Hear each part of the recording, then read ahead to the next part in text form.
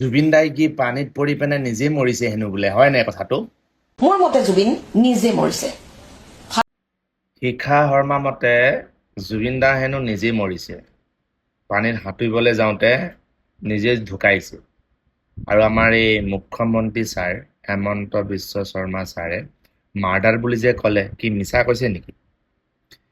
আৰু আমাৰ এই গোটেই অসমখন যেন কান্দি কান্দি আছে, এই হত্যাকাৰীকেইটাক যেন মাৰিবলৈ যদি আমাক ফাঁচি দিবলৈ যে আমি দাবী কৰি আছো, সেইবোৰ কি মিছা নেকি?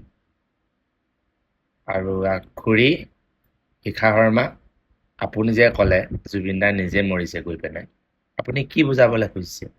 আৰু জুবিন দাৰ বিষয়লৈ যে মাজুলীলে বন্ধ কৰি দিব লাগে বুলি যে এবাৰ জুবিন দাক যে আপুনি ধমকি দিছিলে, নিষিদ্ধ কৰিব লাগে জুবিন নিচিনা, জুবিন ঘেণ্টা নেকি যে কৈছিলে, আপুনিয়ে কোৱা নাছিলে জানো?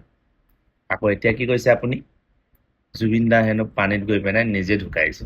আৰু বলিয়াতকৈ কামুলিয়ে নি বাৰু তোক?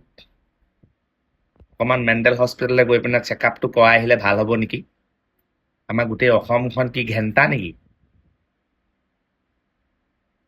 এনে শুকুৱাই শুকুৱাই কান্দি আছে, ঘেণ্টা নেকি আমিবোৰ?